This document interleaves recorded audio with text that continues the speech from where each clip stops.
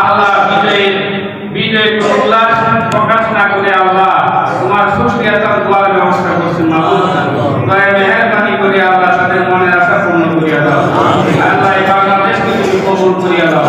আল্লাহ বাংলাদেশকে চিকিৎসা অভিযানের হাত থেকে আল্লাহ তুমি হেফাজত করো। আল্লাহ যারা দেশ পরিচালনা করবে আল্লাহ সুন্দর মনটি আল্লাহ দেশকে পরিচালনা করার তৌফিক দান করো।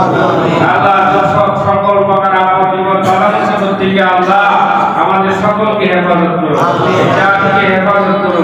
জাতির কল্যাণময় কাজগুলি আল্লাহ হাতে নিয়ে আল্লাহ বাস্তবায়ন করার তৌফিক দান করো।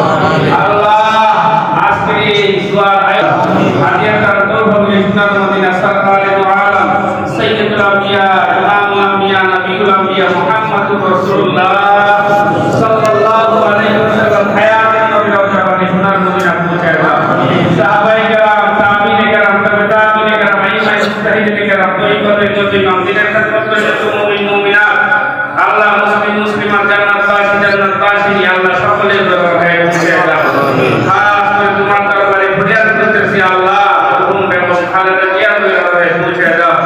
আল্লাহ ওনার ছেলের দরবারে পৌঁছায় দাও। আল্লাহ এই দেশে আল্লাহ গণতন্ত্র ফিরিয়ে আনার জন্য আল্লাহ এই নির্বাচনের জন্য যারা শাহাদাত বরণ করেছে গুম হয়েছে আল্লাহ নির্যাতিত হয়েছে আল্লাহ সকলকে তুমি মাফ করে দাও। আল্লাহ যারা কবরবাসী হয়েছে আল্লাহ সকলের দরবারে হাদিয়া করে তৌফিক পৌঁছে দাও।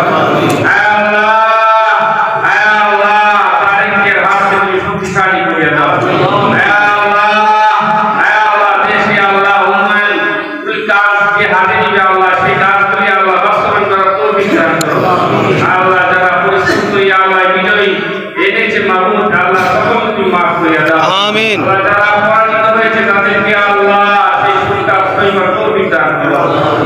আল্লাহ তাদেরকে ধৈর্য ধরার ক্ষমতা তুমি দান করো।